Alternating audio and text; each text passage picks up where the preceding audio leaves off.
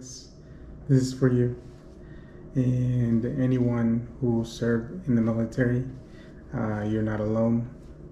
You have family that care deeply about you and friends as well.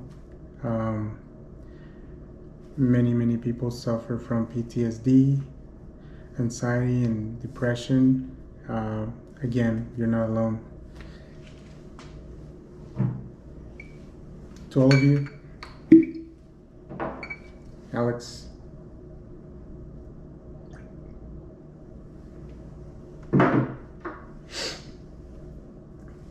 Salud.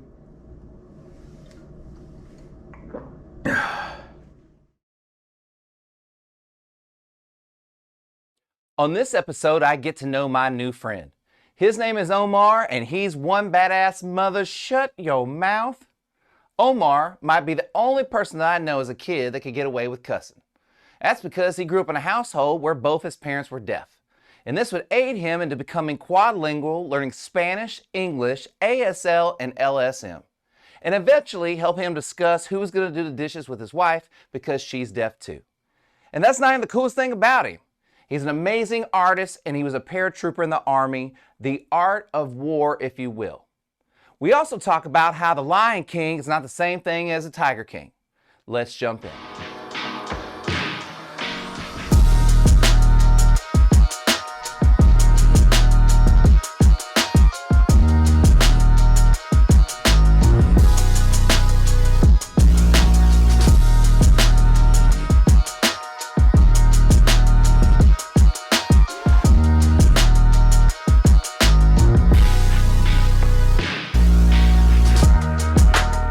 Hey everybody, welcome to a Moderately Good podcast. I just hope and pray that you are coming back, and I'm so excited to have you here tonight because my guest tonight is so special, so awesome. I'm really pumped to have him here, but before I get started, regular shout outs. So shout out to my multimedia guy, Above Average Joe Media.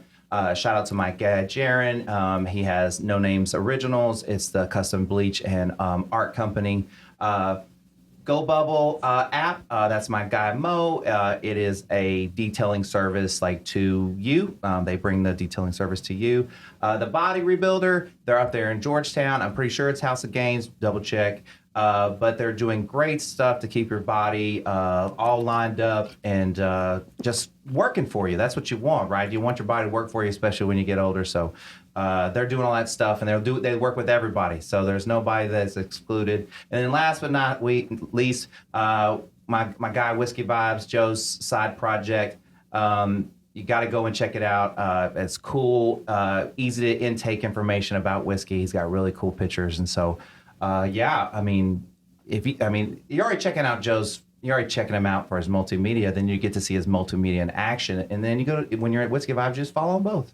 It's that easy, you know? So really cool tonight, that my guest, this is only the second time we've met. And so, I know that you might get tired of talking to all my friends. And so I went out and I made new friends. This is my guy, Omar. Omar, say hi. What's up, man?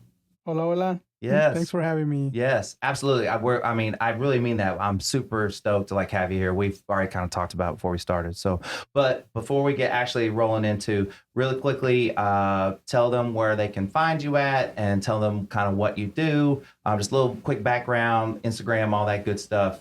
Go. Yeah. Omar here. Some people call me Big O.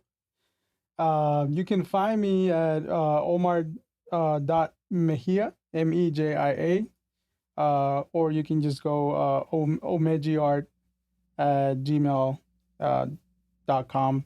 Follow me on Instagram, Omar.Mejia. So what's your favorite medium to work in? Medium, as in oil paint or what do you mean? Absolutely. You know what? Pencil. I did a mural. I think I told you about it. In Iraq when I was in the military. No way. 50 pounds ago. Yeah, man. I was it was in the newspaper, Stars and Stripes. I did a mural. I was deployed in Kirkuk, Iraq for a whole year. During that time, I went on, convoys. We did, our missions and stuff. and to unwind, I had to draw. Right. So I had this whole wall, 9 feet wide, and I drew a bunch of my buddies in my platoon, and I cut the whole wall, and I brought it home. It's in Texas, in Austin, Texas. The whole wall. I literally cut the whole wall, and I brought it home. No way. Yeah. Where's it at? It's in my house, man. No way. Yeah. Oh, you gotta send me a picture of this. Yes, Yeah, definitely. yeah. But I mean, Why I love pencil. do you bring it? I'm just kidding. I know. Yeah. No. Like, so I brought part of a wall from Iraq with me. You know what I mean? Yeah. No, but that's awesome. It even has a bullet hole in there. Yeah. No way. Yeah. I mean, Is it on your coffee there's no table? better souvenir. Like right in the middle of your coffee it's table? in my gym. Oh, okay. In my gym, yeah. Did you bargain for the did you try to get the coffee table pass? And she was like, nah, you're gonna have to put that in your gym. I should have. No. Anyways, so one quick question. Yeah. When you do, like you say, you do pencil, do you do anything on the iPad, or you old school like paper and pencil? Oh, so with when you make your art, because like you can find that t-shirt's on your website, right? Yeah. Along with the other art t-shirts you do on your website, right? Right. Yeah, absolutely. So with that, I use Corel Painter. Mhm. It's a program. Yeah. Or Photoshop. Yeah. And I mean that's the way to go. Use the iPad, and everything is done through the iPad. What's the last like old school art thing you did? And if you tell me that wall, like I'm gonna tear up right now. The very last thing I worked on, geez, I'm gonna say it was my wife. She's a Catholic, so she asked me if I could draw the Virgin Mary. Really? So I drew the Virgin Mary, like this really big picture. So as soon as you open the door in my house, there's a picture of the Virgin Mary. It's a really big one. Like, did you draw paint or did you... Pencil, man? I'm like I can paint. I've done oil painting, acrylic, water paint, but I don't know. It's just something about just pencil that I like that. I think you don't have to show color to show emotion. You can just see it in pencil. To me, since I was a kid, I love my dad. He's my main teacher, so he's an artist himself, and he initially taught me, as I can remember, how to draw, like the basics and everything. And I think I never found anything more interesting than that medium, pencil. How did you... I should have brought some work with me. I know. It's walk the talk, man. You got to show us something, and I got nothing right now. Well, we can always like just post pictures, like a big post. I mean, you could go to his Instagram or go to his web. Hey, do it one more time. What's the website again? It's so if you want to see my work, go to www.omejiart, omejiart.etsy.com. You're gonna see a lot of my work on T-shirts, and that's military related. A lot of military, like my main buyers are military. Because you're in the Army, right? I was, yeah.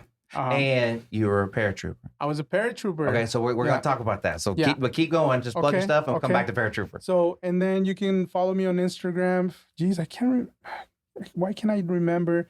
I think it's so it's Omar.Mejia. You should be able to find me there. Oh God. I mean, look, I'll put it in all the pages and stuff like that. I'll be tagging and stuff like that. You'll be able to find it. Like, look, if you're on the internet and you can't find stuff, you need just ask somebody to help you. I mean, everything's there. You just got. I mean, you just have to have somebody help you find it. You know what I mean? Drink break. Yeah. Drink break. So let's talk about being a paratrooper. Okay, like so. A, how did you get into that? And then B, what is it like to jump? Did you jump out of helicopters? Is that what a paratrooper, or is it anything? Blackhawks, C-130s. They're like the. Oh, so you jump out of everything. Pretty much. Okay, yeah. So how did you kind of get into that? And then like I don't know, what in the hell is that like? Because I'm scared of heights. Man, right now I could not jump out of a plane. Why? Like I don't know, man. Like the age does change you, man. Really? Yeah. Back when I was when you were jumping out of planes, you weren't married. Right. Okay. No kids. Right. Right. You had nothing to lose. I was 19 years old. Hey, you were bulletproof. You know what I mean? Yeah. Absolutely. Like, what's the worst that can happen? Yeah. Yeah.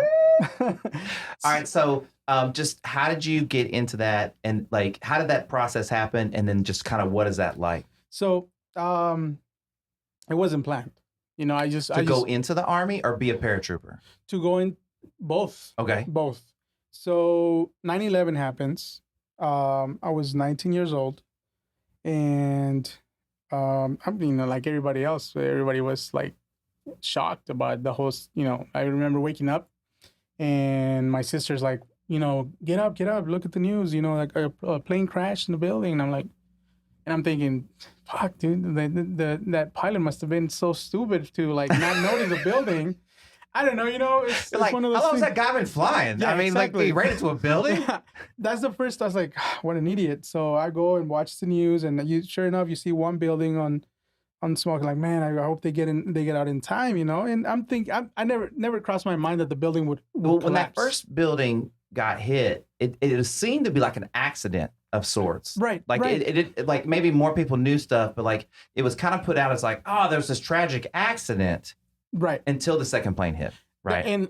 And I witnessed. I mean, everybody. The whole world, world saw that. The second plane. That's when everybody's like, "Hey, quick! Yeah. Where were you when that happened?" Okay, I was at my parents' house. I was Yeah. So your sister woke you up. My sister wakes me up. I didn't have to go to college for another 3 hours, so I was pretty mad. Mm-hmm. She woke me up because I wanted to sleep in, and she's like, "Come here, look," and I was like, "All right." So we're looking at the news, and I'm like, "Man, that sucks." And all of a sudden, I see a second plane, and I'm like, "Wait, that building's already on fire." So it took a minute to like even the news guy. It took him a minute for him. He probably thought it was a replay. And then he says the second plane just hit. So that's when I knew. Okay, so stop real quick. Okay. So really quickly. Yeah. You are trilingual. Yes. Okay, so that means you speak Spanish, English. Correct. And you speak sign language. Correct. Okay. And your mom is deaf? Yeah. And your dad is deaf? Yes. And your wife is deaf? Correct. Okay. And then your brother-in-law is deaf? Yes. Okay. I can go on. No, forever. I mean, but no. Is there more? I was born into. I got aunts, uncles, cousins. No, that's a lie. Okay. I don't have cousins. You don't have any cousins? I'm just. No, not cousins. I have just uncles. My mother-in-law is deaf. My father-in-law is deaf. My parents are deaf. I'm a Coda. Did you see the Oscars? Yes. Coda, the movie? Yeah. It's a big thing now. Yeah. Coda means child of deaf adult. I'm a child of a deaf adult. And that movie won. But did you see it? Nobody noticed Coda because you know what Will Smith did? Yeah. Keep my wife. Yeah, he was very busy. He was very busy that night. But Coda is a lot of people understand it a little bit more. Yeah. And I love that, a deaf actor won an Oscar. That's amazing. Yeah. Especially being, growing in a culture, deaf culture. Yeah. Since, so my parents were really happy to see that too as well. But yeah, I've been part of it. So my question is, yeah. When 9/11 happened, who broke the news to your parents? Like, how did that interaction go down? So my dad was working. So I didn't see my dad. It was just my mom, my sister, and myself. I have 2 younger brothers that were kids. I think they were still sleeping, I want to say, or either that or they were in school. I can't remember. And who in that scenario is all deaf? Just your mom? My mom. Just your mom. My mom. Okay. Yeah. And yes, we're. Does everybody we're explaining to my mom in sign, like a second airplane just hit the another building. And my mom's like, "What do you mean?" Was that was probably confusing to her, right? Yeah, no, of course. I mean, like it was confusing to us, to the hearing. We were like, "What?" We're trying to still understand. It's a habit. No. Hey, feel free. Like, I think that one of the things I noticed about you when we first met was that you are kind of always signing, and you told me that your wife will get mad at you if you don't sign when you talk. And I thought the reason why she told you was fantastic because roughly, you tell me if I'm getting this right. I'll let you explain it. But no. Yeah. Go ahead. So that if you're telling a joke or something happens, a moment happens, if you're not signing, then that person doesn't know it. And then when you explain it to them later, they miss the moment. It's the train is gone. Right. Yeah. That's the deaf culture will tell you like, well, it's not funny anymore. Yeah. You know, the I miss the train moment. is gone. You know, Yeah. like everybody already laughed. Yeah. And so you just told me the joke, but everybody already finished. They just moved on to the next thing, and I'm laughing by myself. It's not the same. Do you think that signing makes you be more in the moment? Like you have to be more present when you sign and you talk. Like you have to. Or how do you No, feel about it? absolutely. I think when you, especially with my wife and my brother-in-law too, like I've learned so much with them that it's because first, let me back up a little bit. I grew up, my parents, you know, I love them to death. Love you, Dad. I love you, Mom. But they did not enforce the signing as we grew up. They did not. So Why do you think that was? I think one, it's the old school. You know, I think They weren't going to burden you? Their parents is no. Well, I think old school is more, hey, learn how to read lips. You're deaf. You need to learn how to read lips. Oh, wow. Yeah. So it was kind of like you need to adapt to us hearing people because we dominate. You know, we're mostly, you know, the new generation of deaf people, they're deaf proud. Like my wife, my brother-in-law, it's like you need to learn how to sign. Right. If you want to communicate. Right. You know, I love it. I love that they're proud to be deaf, you know, and they. No, absolutely. Yeah. Hey, and you were telling me something really interesting that that Austin is a deaf-friendly community. Yes. But there are other places that will not have to be named, right? Yeah. That are not deaf-friendly communities. I can't name them. Well, you? Oh no. Oh yeah. I don't know. I don't know. You're just like, okay, it's California, Idaho, and New Mexico. No, I mean it's facts because I lived that life. I lived that, so I can say that. Yeah. Yeah. So growing up in San Diego, the comparison is completely different. So great people in San Diego. I met amazing people in there, but I noticed in the businesses, you know, like restaurants, bars, stuff like that, they still don't know the concept of dealing with deaf culture. You know, Austin is so good at doing that, you know, and I've noticed a huge difference from the moment that we moved here in Austin. Over there, for example, my wife or Omar, my brother-in-law, he would, you know, Omar's deaf. Omar's deaf. Yes, correct. So you have a waiter, you know, like, what do you want? And, you know, he like brings out his cell phone and he starts to type and the guy looks at him like, what is he doing? You know, immediately. So it's already an awkward situation. So he has no idea that, all right, he's trying to tell you he's deaf. He's not. You know what he should do? He should pull out a cell phone and just the first line should be, I'm texting. And then just yes. Because if the guy's like, what do you do? Like, I'm texting you, fool. Like, yes, you know? Yes. So that's immediately like, oh man, this guy. So here in Austin, it's, you saw that. I saw it. You saw the waitress. I saw how easy it would be to pick up girls is what I saw. That's what I saw. Yes. Because what was so interesting about that interaction is that he had a cell phone and if she wouldn't have been standing there, it looked like he was texting. I mean, he essentially was because he was writing, right? Right. And then he just kind of handed it to her and then she grabbed it like it was her cell phone and she just started texting. And I was like, this is going to be like the new way of flirting, and deaf guys are just going to take over. Yeah. They're just going to take over the whole thing. You know what I mean? Yeah. But I just thought the interaction was really great, and then when you said it's not like that everywhere, I was like, at this point in our lives, it can't be any easier to communicate. No. I mean, you have all the tools you'd ever need to communicate. You always coming up with new tools to communicate, but there's a shit ton of them we use really poorly, right? Yeah. We use some of them good. And maybe ones we shouldn't use good. Like we're good at texting, but we're not good at talking. Right? You know what I mean? Yeah. Like we might want to flip that. I know what you mean. You know what I'm saying? Yeah. But anywhoosie, so you were saying that deaf people. So yeah, what I was saying is, you saw the waitress. As soon as Omar brought up the cell phone, she knew, was right to it. Deaf, you know, and I know I'm gonna assume one reason why Austin has like a deaf high school. Yes, and they have a blind high school, I think, too. Yeah, and there's a big company too called Convo, CONVO, and it's a deaf-owned company, and it's a really big company in Austin. So there's a lot of deaf people, a lot. Yeah. And so restaurants and bars, everybody knows that they're gonna be dealing with a lot of deaf people. Yeah.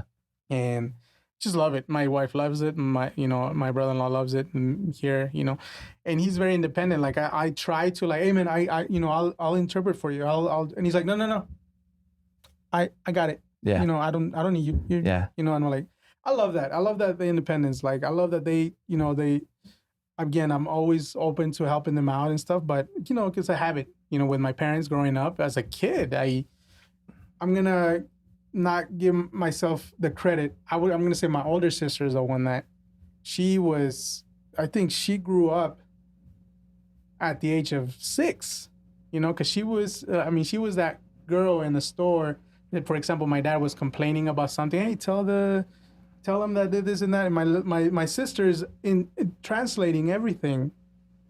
So she had to be like an adult, like really fast, right? Yeah, she grew up way too fast. So shout out to my sister. I love you. Thank you for taking care of because I give all the credit to her. I Did she teach you to sign? No. I learned that from my parents. Okay. It's like, how do you learn how to English? You just hear. But she was the oldest one, and automatic. I guess naturally, my parents tended to like ask her, "Hey, what is that guy saying? What is she saying?" My sister had to be the one to step up to the plate and translate. And I was like the younger one. I don't have to do it. My sister's like gonna do it. Yeah. Did she always like tell the people what your parents really said, or did sometimes? No, I mean, no, because that's a lot. There's gonna be a shit ton of responsibility. Even now, I mean? even as an adult, sometimes I don't want to do. I don't want to. Like if your wife gets mad. That's what I was gonna say. My wife says, "Tell that fucking idiot." Hey, you better be signing this shit. I'm like, tell that fucking idiot that he's just wasting my time, blah blah. And it's like, all right, and I'm translating this. Okay, she's saying that she's really upset because you wasted her time, Mm-hmm. and sometimes she can read your lips, and she calls you out. She goes, "You didn't say fucking bullshit. Idiot. You're not telling him what I said." And I'm like, oh, here we go. We're gonna have problems. So no, it happens. Hey, like all relationships have arguments and disagreements. It's impossible, right? Yeah. Like, you know what I mean? We try to keep them to a minimum if we can, but I mean, it's just going to happen, right? Yeah. So you want to make sure that you're trying your best in those moments because everything else should be fun, right? Yeah. Anyways, so yes, we take that and we just go right back to where we were. Okay. Now you're 19 paratrooping. We're paratrooping, right? Yes. So how did you get? So if you didn't want to go into either, you never thought about paratrooping. You never thought of being in the Army, right? So and then 9/11 happens. The whole thing happened, and I'm gonna say about 2 weeks later, there's a phone call. I answer the phone. I'm the one that answers the phone. My sister's not home. And it's a recruiter, Army recruiter. She's like, hey, is this Omar? I don't even know how they have our information. That's pretty like crazy. And what year is this though? This is 2002. Wait. 2000. Well, it was September 2001. 2001, right? 9/11. Now you got 2001. Has to be. Yes. Because I was in Houston. Yes, right? yes. 2001. So, was it in 2001 or 2002? It was in 2002. Yeah. They definitely had your information by then. In the beginning of January, yeah. You're already past Y2K at that point, right? Yes. You're right. Yeah, I totally forgot about that. Yeah. What a hoax. Yeah. I really freaked out. I was like, oh my God. Did you prepare it all? Happy New Year. No, we didn't. My dad was you were like 18, right? Yeah, I know. So what were you preparing for? Did you go out that year for New Year's? No, yeah, we had one of the best New Year's. Because everyone thought they were going to die, right? Yeah. Yeah, I remember. Hey, did you use that as a line at all? Did you go like, "Hey, we're going to die, so you want to hook up"? Well, it's too late now. Yeah, it's too late now. Dang it. Yeah. Should have. Unless we find the time machine. Yeah, no, I think I already had a girlfriend at that time, so Well, yeah. So, but you could tell her like, hey, it's like we're gonna die, so we should do everything we've ever wanted to do. Everything, just name it. Anything that you were thinking about, we should probably do it because we're gonna die tomorrow. Like the war's gonna be over. Yeah. Man. Anyway, sorry. So you're paratrooping. Sorry, I keep interrupting. Yeah. No, man, no. So sorry. I think I got that phone call and I immediately hung up on that guy. It's like, hell no, I'm not going to join the military. I hung up. And then I walk away. Not kidding. 30 minutes later, I call back. Something like hit me in the back of the head, like told So me wait, like what was that moment like? Like what? So like, just walk me to calling the guy back. so why I called it something hit me where I was scared that they were gonna bring war to our home, Mhm. to the U.S. You know, I was like, all right, they've already taken down 2 major buildings in the whole country, and maybe this is a calling, you know, for me to like somebody. You know, it's easy for people to say, oh, somebody should do something about it. It's like, well, you can be that person to do something about it. You know, and it would be hypocritical of me to be like, oh yeah, they should send the army, or you know, they should go over there and start war, and you know, and I'm 19 years old, and it would be hypocritical of me to like say, oh, they should do this and that. And I felt like, you know what, this is the calling. You know, I think this was not a coincidence. The phone call was like, hey, you know, you need to put in your time. You know, you've heard of the concept of freedom isn't free. Yeah. It's not. You know, somebody has to go out there so people here can live their freedom. So where do you think that like that came from inside of you to be that person? Like, you know, because like when you say that, like when I was in high school, like the last thing I wanted to do is that I didn't feel that kind of stuff. Or, well, I mean, that happened when I was older, but like, you know, when those kinds of things happen, I didn't feel that. So was that like, did you get that from like a grandparent, like a dad? my like, dad. Your dad. So my dad, he was a black belt growing up, so he knows karate and all that stuff. Okay, can we? Yeah, Yes, can we go I in know there? you Right? already- No. you're Can we go? next. How Yeah, did he yeah. teach? Yeah. So wait, whoa, he taught Yeah, he taught karate. to hearing people. Wow. Yeah, and deaf, but Yeah, hearing of course, people as yeah. well. And he has a cool, you know, when they Hey, do your the, dad's a fucking hey. like his voice, It's he like- he can project his voice. Hey, he's like a ninja. yeah. So Like, because I it's look up like to my his dad so well, much. because okay, is this a true or false statement? Like, when you lose one of your senses, the others are stronger. Is that Yeah, is no, that- it's very true. okay? So, like, I mean, just imagine like how good his senses had to be to feel people around him. Yeah. That the whole thing. That's just wild, man. Yeah, but it was through my dad. Like, he growing up, he's always been like so into war movies, and he would always tell me like growing up, like, oh, you know, if I was hearing, I would definitely join the military, So- especially in the U.S. Okay, so the military does not accept deaf people. No, not to this day. No, I mean, there's still kind of like, but no, not to this day. Man, that's kind of messed up. It is, because there's many people that want to do. I think one is, you know, it's all about, you know, communications. You know, where you're tactically approaching, you know, the enemy, and you need Well, I mean, dark.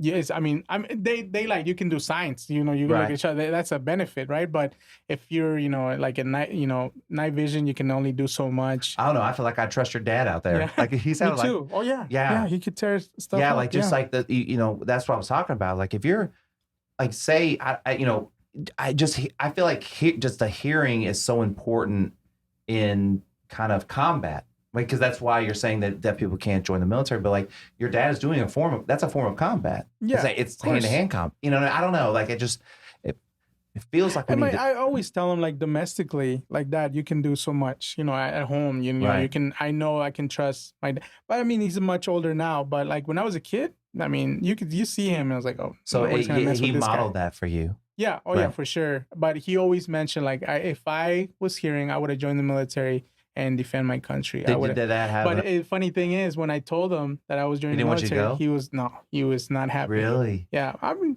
naturally, you know, his son is like, he knows. What part of you He want? knows shit got real when the 9/11 happened, you know. Right. So What part of you wanted to go for him? I think so. I mean, I think it was like in my heart, his will that he always wanted to join the military. I think like it triggered, like not triggered, but it hit me in that moment where we're like, you know what, turn around, call that number back. And literally I call, and that same person answered the phone. It's like, what do I have to do? Just tell me what I got to do. And I Wait, was like, did they ask you your name or he anything? thought it was a joke too. He thought I was pranking him. I was like no, man, like, Well, cause yeah, because like Omar, let's be I serious. just hung up on Hey, this guy. hey, who calls back? You know what I mean? Nobody's calling up there. Especially after 9/11. Or like, or even calling back. Like, I mean, maybe they might call up there to talk to somebody, but nobody's like, hey, I just hung up on you, and I'm calling you back because I decided I want to join. Oh, you're switching? You're changing? I'm done with the beer, so I'm switching to this. It's like a Mexican martini or some sort of. Yeah. Thank you, Erin. Yeah, my lovely girlfriend made that Mexican martini. She is very lovely. It's in a rocks glass, but you know what? We're not that fancy around here. You know? No, it is. What are you talking about? It looks very fancy. It's got the whole lime and the salt. I think those are some sort of Target glasses. Yeah. That's about as fancy as it gets around here is Target glasses. Yeah. So I'm sorry. What you were saying?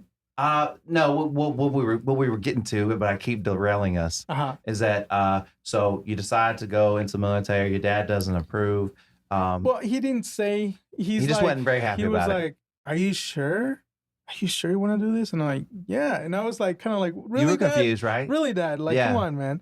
But well, he did say he wanted to do it. He didn't say he wanted you to do it. Yeah. And like, in being a new parent, like, I can feel that. You know what I mean? Like that you don't want your kid to kind of do something that puts them in danger. Of course. I wouldn't want my kids to join the military. Yeah. Naturally. Hell no, I don't want them to, because it's going to change. Try explaining tattoos to this level and going, no, I don't want you to get a tattoo. I mean, you're like, your dad's covered in them. Like, what? That's very, you know. So I decide to, I talked to my dad. I talked to my mom. That was more.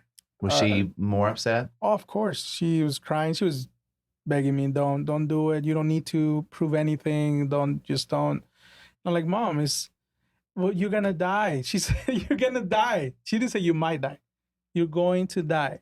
Hey, do you know what I would have said? I would have said, we're all going to die. Yeah, well, what I told her is... No, I wouldn't have said that to my mom. I would just... But it's true, you know. Yeah, no, but we're all going to die. Yeah. But my mom's very religious. My parents are very religious. I'm religious as well, yes. But what I told my mom is like, Mom, God has a plan. He already knows when I'm going to go. Yeah. He already knows. So I can go... You can walk out of this house. I can go to war. I can come back home and get in the car and get in a car accident and die, Mom. Like, he already has a plan. So it doesn't matter if I join the military. If it doesn't matter if I go and be a United States post office mailman. If God says you're going to die, a dog is going to attack you while you deliver mail, and you're going to die that way, there's going to be 5 dogs that are going to be attacking you, you're going to die that way. Then that's the way it's going to be, It's so my point is, my mom's like, all right, like, kind of like, she couldn't really argue that because she knows that God has a plan. Did y'all go like church every Sunday, stuff like that? We did. Up until one point, like, I was. Okay, no, you can't say you can't say stuff like that and then not tell me the story. So can you tell me a story or no? Yes. Okay. Yes, of course. I mean, that town. I promise we're gonna get to this paratrooper story. Yes, we keep like. No, but I love it. I love it. This is just the way it goes around here. So just get used to it. Yeah. No, the church that in my parents' hometown, this priest was something else. I mean, he ended up getting a woman impregnated, like she impregnated a woman. I saw him, like, I went to a casino with my friends. I saw him gambling, the very thing that you're not supposed to do in a Catholic. I'm not sure about Christians, but it was a Catholic. So there was a lot of red flags, and I'm like, you know what? Connection is going to be between me, the Bible, and the man upstairs. I'm not going to do this church thing. I know there's a lot of priests out there that are doing the right thing. They're doing their, there's good. Let me ask you this.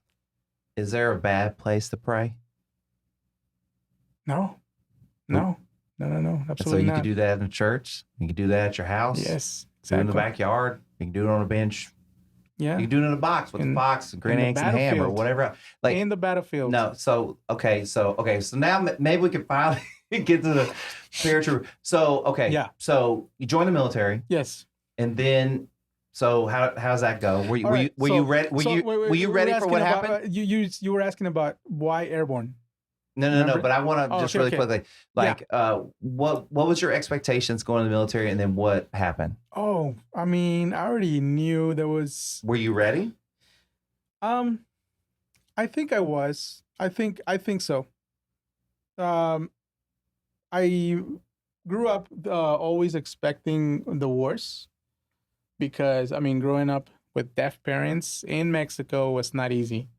You know, I grew up in a school where there was only like four of us kids with green eyes, and everybody else was different skin complected. Okay, And really quickly. Yeah. Is that what is significant about that of So- having green eyes in Mexico in a school? No, I mean, you get bullied. No, you I know. don't know that. I don't know I this. mean, yeah. So So you get what I'm bullied saying is, for being too I pretty. grew- You get bullied for having pretty eyes. I mean, I guess so. Yeah. I mean, so being in third grade, fourth grader girls are like, "Oh, you look, you know, your pretty eyes, blah Mhm. blah blah," and the fifth grader boys, they wanted to beat you up for it. Yeah, So it was intimidating so to them. it Yeah, was always like me getting in fights, fighting left, fighting right, you know, and you know, it was always that. So I grew up in that kind of rough environment, and then Yeah. at 11, I moved to California.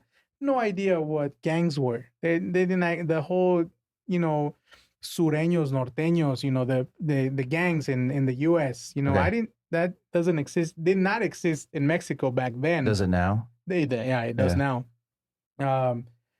But none of that existed. So when we moved to the U.S. at 11 years old, I was already used to fighting kids. But with gangs, they, you know, cowardly thinking like, oh, let's jump this guy, a bunch of us. So you live It's in not 1-on-1. It's 6-on-1. You Did know. you live in a neighborhood that was had a lot of gangs in it? Very heavily. So Central California. How did y'all end up in California? That's where my mom's family is Okay, from. so y'all moved close to that family? Yeah. So you lived from the time you're 11 until the time that you're 18 or 19. Exactly. You live in the valley. Okay. They Dealing with call it the valley. dealing in with all California. this stuff. I'm gonna not the whole time. No, not Just the whole initially? time. Initially, growing up, but I learned to adapt. I use my artistic talent. Not kidding. So on day one, it's funny how we keep. No, don't worry about it. Yeah. So on day I know one- I know where we're going. Don't worry about it. Yeah. Also on day one, I got Google Maps. Don't worry. on day one, I got in a fight in the bus. On Mhm. day one, so I already wanted to go back to Mexico. I was like, Right. I hate it here. Let's go back home. Well, yeah. I mean, Let's you go- got to yeah. fight on day one. Yeah, Yeah, and that's I not don't good. speak the language. I don't understand anybody here. Yeah. You know, I don't speak English. So Now, isn't that fucking wild? Because you spoke sign language and Spanish Spanish sign language and Spanish sign language. and Spanish. I didn't know American Sign Language. Oh, you didn't? No. Oh, wow. Okay. No. So 4 languages. All right. Okay. So why? Well, hey, you should have corrected me earlier. No, I mean, because Hey, I just learned Yeah. that there was different types of sign language for different languages. I didn't know that. It's not. Many people will say, "Is it a universal language?" No, it's not. It's not. I always thought it was. I No. didn't know I didn't know the reasoning, and I think the reasoning you kind of gave me was it's like what those it's like almost like dialect. It's what those people developed in that area, right? So Right. say it was kind of maybe all started similar, but it got changed because of the area. Correct. I mean, it's just so much different. Like, papa, dad, mom, mama. Yeah. It's completely different. There's some signs that are similar, but it's just so different. What is does your wife speak both? Both. Right. And And your parents speak both? Yes. Okay. Yes, they both they speak both. My brother-in-law as well. He speaks both. But going back to God, we're like Well, so we're quick review, right? yeah. So that you join the military, yes, right? We're talking about being a paratrooper, yes, right? Okay, and stick to that. Let's stick to that. yeah. We'll just go right there. Yeah. So, anyways, so you join the military, Yes.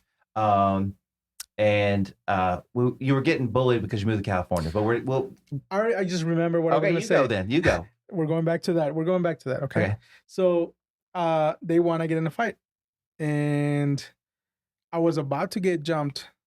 For the second time that day. No. Just so this kid in the bus said something in Spanglish. It wasn't even Spanish. How dare he? Spanglish. And I'm like, what is he saying? Gross. I was like, yeah, what the hell is he saying? Very common language, with kids, being born in the U.S. to Mexican parents. So they mix it up. They learn. Yeah. Yeah. So like, what is he saying? And then he tosses a piece of paper, like he crumbles it up and throws it in my face. And I'm like, all right, I think he's trying to pick a fight with me. All right. Yeah. I would. So I get up, I start fighting him, And also, It's on the bus. in the bus with motion. We're going home. They're dropping. The bus driver's It's like the about movie to. Speed. Yeah. Yes. Something like that. Yeah. And I feel somebody just hit me in the back of the head. But Trapper Keeper.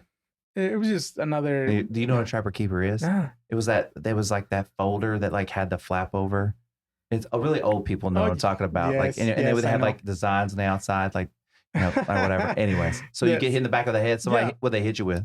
No, just hit you with this fist, huh? Yeah, but fortunately for me, there was a gang member whose cousin with a cousin of mine. Wow. So he recognized me because there was a family gathering before, and he got them light eyes. So he said, "Oh no, leave him alone. No, you just leave him alone." And I'm like, "Well, fortunately, I didn't get jumped that day." Next day, they're trying to recruit me. Oh yeah, he just saved your life. Yeah, but the same people they try to recruit me because they're like, all right, I think he seems like legit. He fought back, blah blah blah, whatever. But I said, I thought he's like, hey, you want to be a sureño? It's a gang. Yeah. From the South, California. I don't know what the difference is, whatever. And I said, sure. Like I thought it was like a club in school. Like it's a club, okay, let's do it. What do I gotta do? Where do I gotta sign? It's like, well, you gotta get jumped. No, seriously, man. What do I gotta do? What kind of club is this? No, and that's when I realized. I mean, I was 11 years old. I had no idea. It's like I really thought it was a club. Well, I'm sure probably that happens a lot of it. Like, the kids kind of like, oh yeah, and then they kind of get there and they're like, oh shit. Yeah. You know what I mean? I don't. Yeah. So I immediately said, no, fuck off. I'm not doing this. But I still adapted. I made friends with them. They love low riders. So you did art. I drew, how in the front of the binder they had their picture of a low rider. Yeah. So I drew, during like recess or whatever, I would draw pencil, and I just pencil. Yeah. Pencil. Pencil. Yeah. I drew it, and they like, oh, he's cool. Don't mess with this guy. He's cool. So that's adapting, man. I just made friends with everybody, and I think art saved my life. What are you, Coolio? Yeah. I think what is really amazing about that is that you took a skill that you had and you used it. Yeah. And you used it to you could say make friends or save your life or just make sure that you don't get beat up on the bus or whatever it was. Like you were like, hey, I have this talent. There's a use for it here. Yeah. I can use this. You know what I mean? And I think there's not enough people that kind of discover those things about themselves and then try to use them, right? So I'm going to venture to say that you want to kind of get out of there too, right? So like it was like, of course, it was rough. So you joined the Army. Yeah. Okay. So and then the Army was what you expected or not what you expected? Because of your experiences. I expected the worst. Like I always thought, like, all right, I'm gonna join the military. It's not gonna be easy. Mm-hmm. Things are gonna be rough.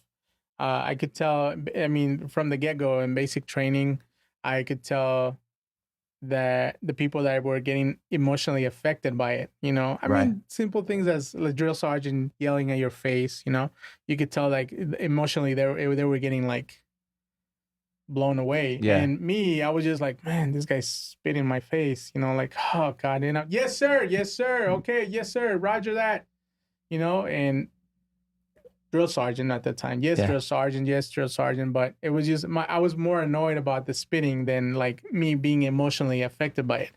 Emotionally affected happened, the whole thing would happen when we stepped in the war zone, when we actually finding. You're actually in war. Yeah, that's when I really started. Obviously, that's when it changes you. Right. But during basic training, no. But you okay? So, and you obviously did you start as a paratrooper? No. So going back to finally, we're gonna get to that. So after you take a test, a written test, and then how well you score, they'll tell you like, all right, you can be this. You can have this job, or this job because you scored this much. And if you have a really high score, you have so many options, So I had like 4 options of different. Do you remember your 4 options? Or roughly your 4 options? Paratrooper must have been one of them. So unfortunately, like one of them was infantry. Infantry is the lowest score. Everybody gets that one. Respect my infantryman. I respect you, but we need you. Yes, but it's the lowest score. But strive for more. Yes. But I would assume everybody gets infantry. Yeah, I mean, if you barely make it, Look, you're okay. You can look, go if you infantry. get your paper and all that's on there is infantry, you might want to like double check if you actually want to do this right. Is that fair? Yeah. So, because if you get 2, you had a choice. Yeah. But if you could just get infantry, just go, maybe I should work at Best Buy. Correct. Instead of going to the Army. So my 4 options were armor, infantry, transportation, and logistics. Wait, and paratrooper is what is that? No. Paratrooper is just it's the next level. It's so it's like Airborne. It's a school that you go to. So what did you pick?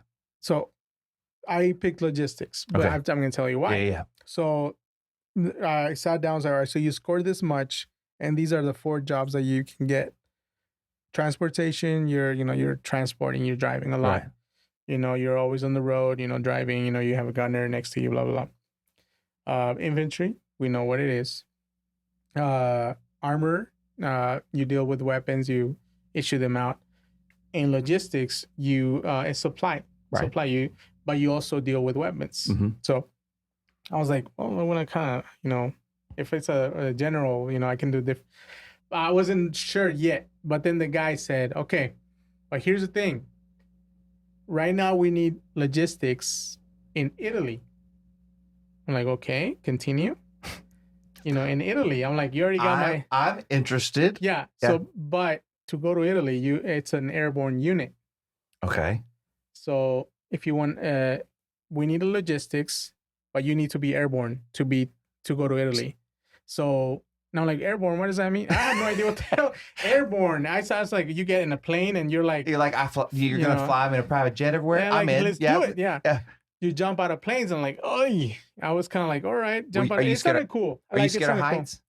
Cool. No. Okay. Now, maybe now. I don't know. Like I said, like it's a little bit more I'm loose. Like, I got kids right now. If that. But anyways, at that time, you were not scared of heights. No. I was like, it sounded like, oh man, that's so cool. Like you jump out of planes, I'm like, all right. And never once in my life have I thought jumping out of a plane was cool. Ever. I've never thought, you know what? I want to jump out of a plane. Not one time. So I admire that you're like, because the world needs people that want to jump out of planes. Well, and the person, I think he was he was military, but he's like, look, Airborne is one of the coolest gigs in the military. Like if people see that you're Maroon Beret, they're like, oh crap, this guy's Airborne. Like respect. It's sold a little bit, right? You get mad respect. I mean, what's the best hookup you ever got being Airborne? I mean, no, I'm not.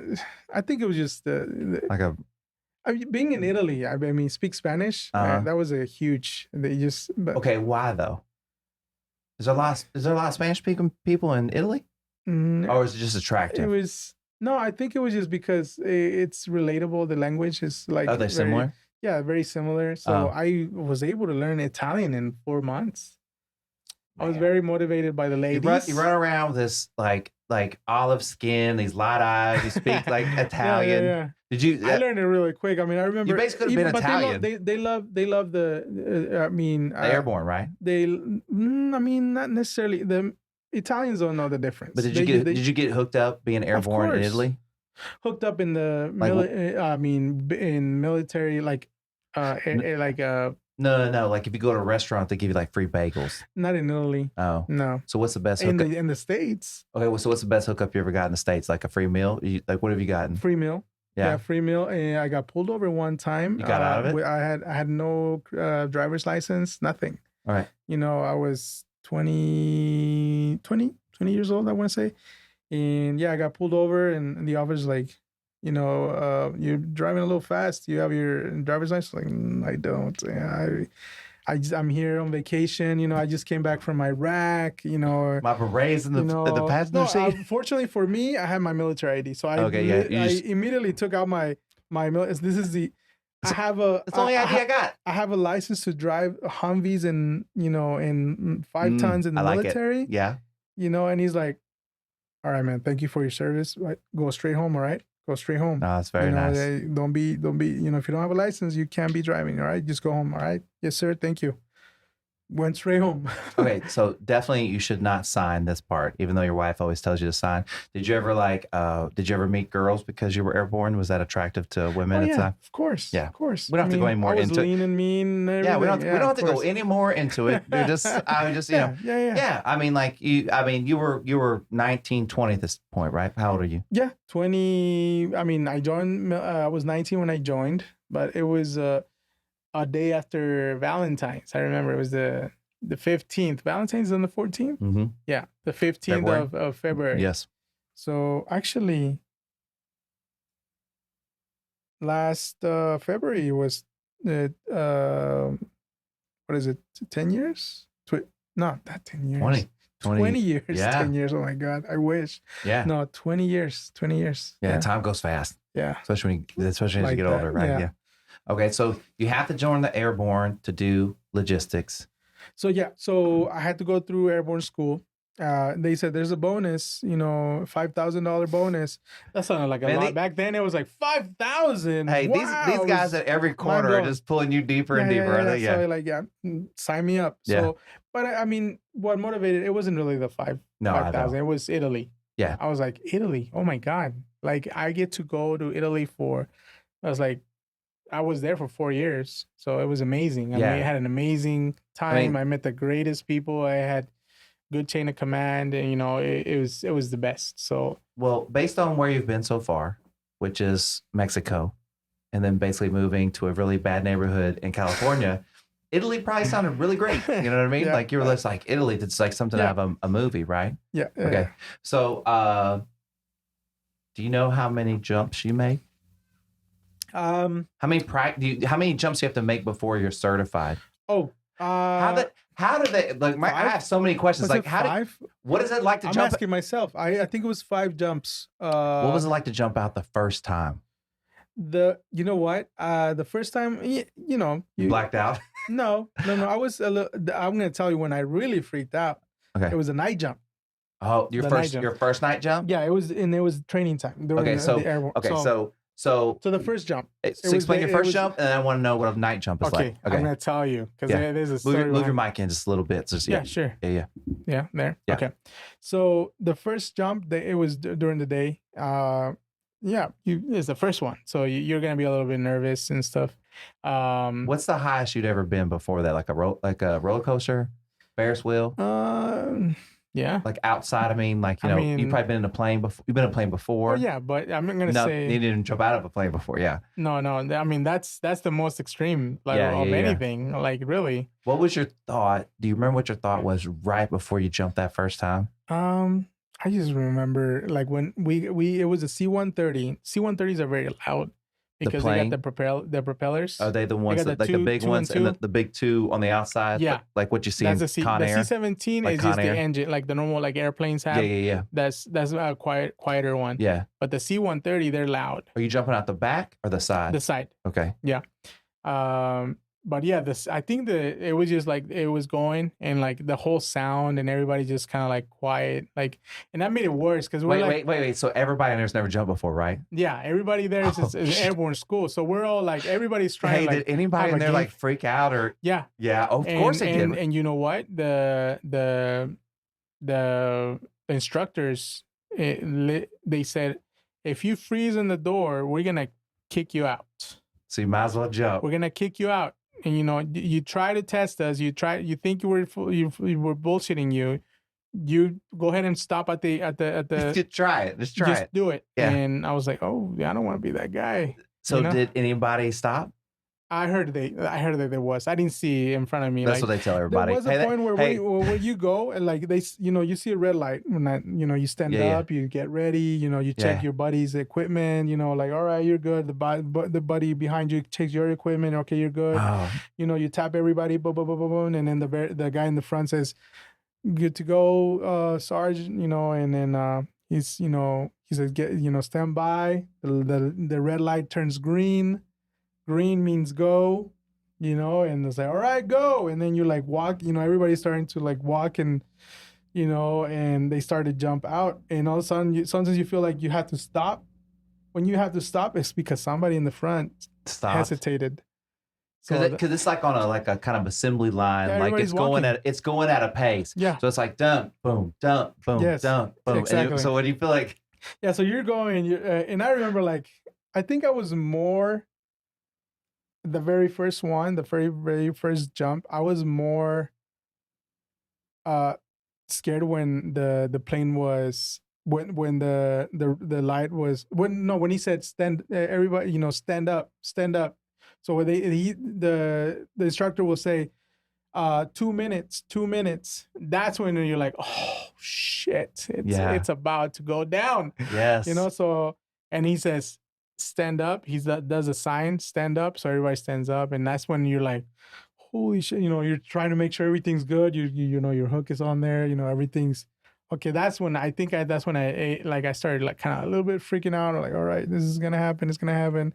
So really quickly. Yeah. Was there any level, like, you talked about like when you initially signed up that like your life is already pre-planned, right? That God has already decided.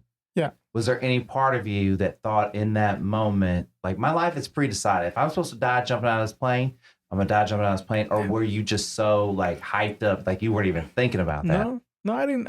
Was there a calmness to you? Like, was there a weird calmness? I mean, I knew I wasn't gonna die. Okay. I knew it was, I knew the whole training and everything, everything was going to go well. But I mean, but I still, it's still my first time. Yeah. So there's nerves. Yeah. Yeah. The nerves were still there. So, What was more scary?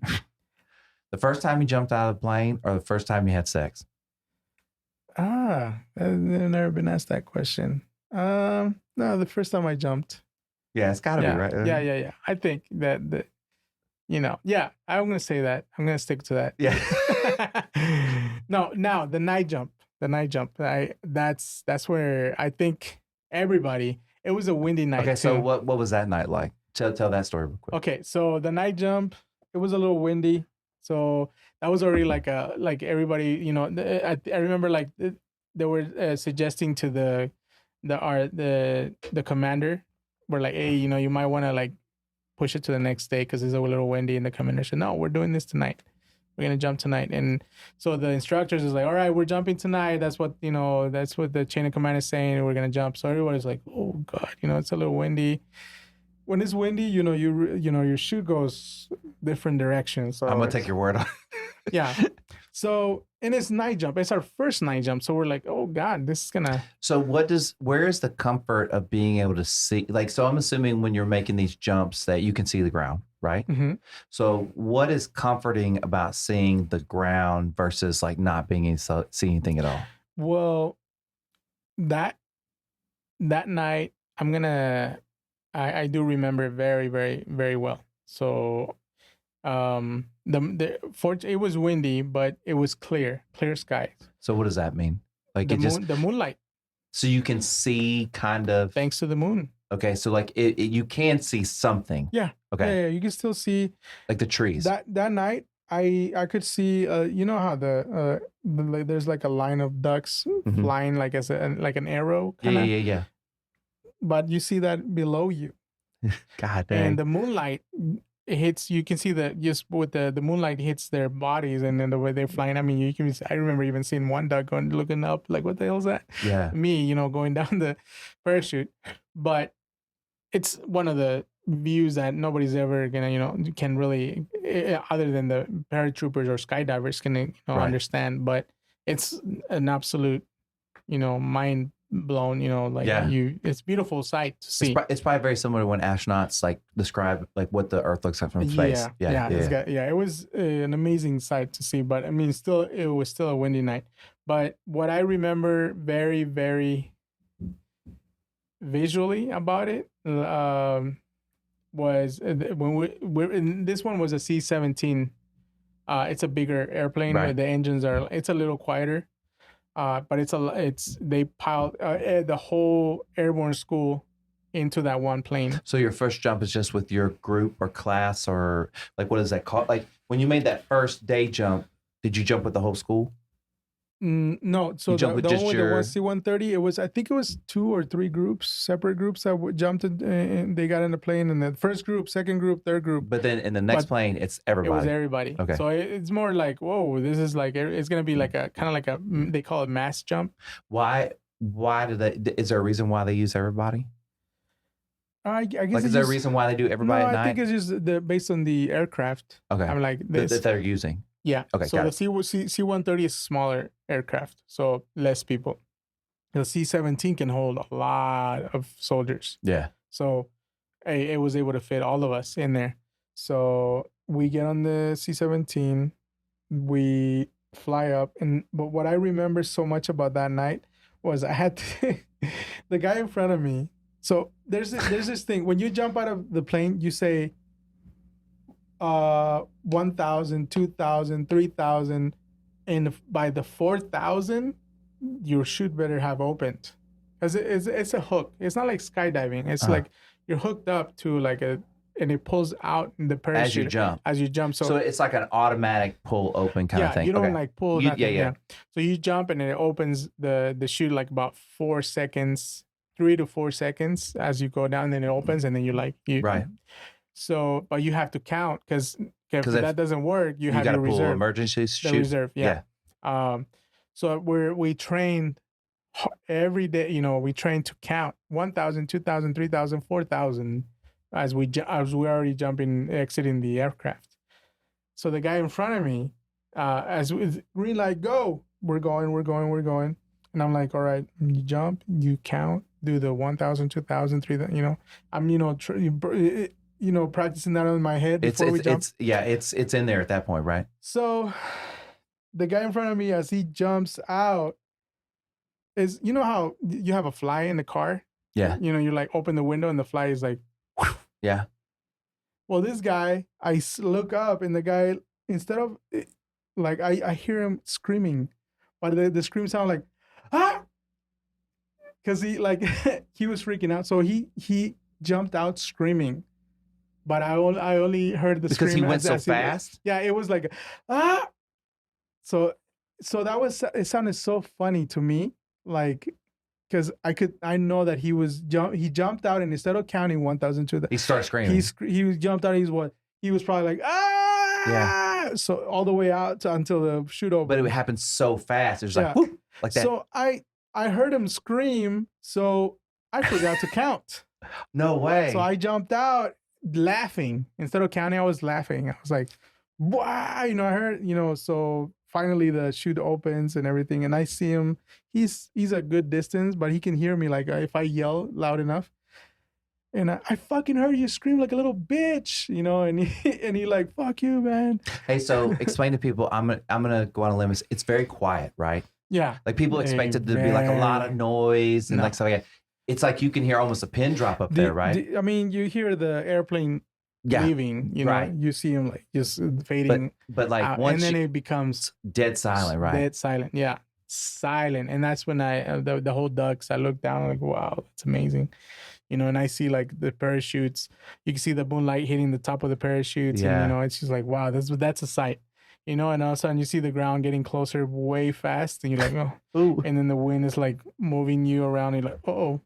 All right, start to like control it. Yeah, right? You control it, and a few seconds before you land, you pull on the risers, and it like provides like a brake. Yeah, to slow you down. Slow you down, and then you slowly fall. Sometimes that happens. Mostly you fall really, really hard, down to the ground, and hurt yourself. That's why a lot of military, they're like, all right, I've messed up my back. They try to get. Did you have any injuries? Yeah. Oh yeah, I had one bad fall one time. It was a night jump as well, but that was in Aviano, Italy, and during training, and it was a windy night. It was really, really crazy night.